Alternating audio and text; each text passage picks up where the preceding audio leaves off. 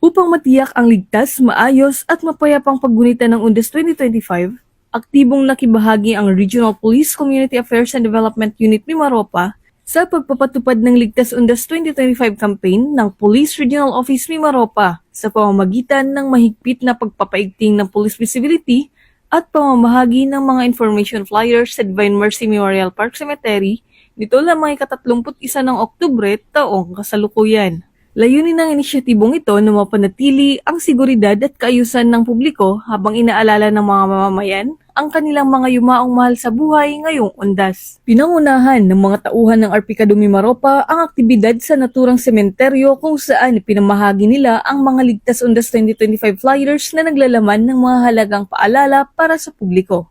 Kabilang dito ang mga dapat tandaan bago umalis ng bahay, mga tips habang nasa sementeryo at mga payo upang makaiwas sa mga insidente ng carnapping at petty crimes. Ang mga impormasyong ito ay bahagi ng malawakang kampanya ng PNP para mampanatiling ligtas, disiplinado at maayos ang paggunita ng undas sa buong rehiyon.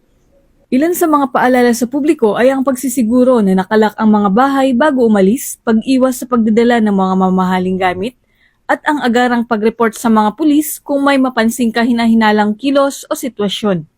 Pinaalalahanan din ng mga motorista na maging maingat sa pagparada ng kanilang mga sasakyan upang makaiwas sa anumang insidente ng pagnanakaw o karnapping.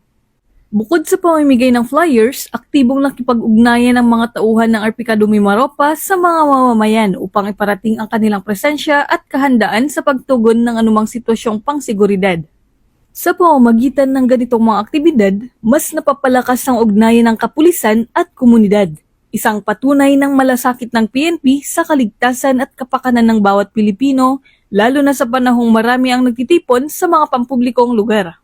Patuloy namang nananawagan ng Police Regional Office Mimaropa sa publiko na makiisa sa mga alituntunin ng Ligtas Undas 2025 at makipagtulungan sa mga otoridad upang masiguro ang mapayapa, ligtas at maayos na paggunita ng undas sa buong rehiyon. Ang presensya ng mga pulis sa mga sementeryo at iba pang mataong lugar ay patunay ng kanilang dedikasyon sa serbisyo, disiplina at tunay na malasakit sa kapayapaan ng komunidad. Mula dito sa Divine Mercy Memorial Park Cemetery, ako ang iyong PNN correspondent, Patrolwoman Desiree Padilla, alagad ng batas, tagataguyod ng Balitang Pulis.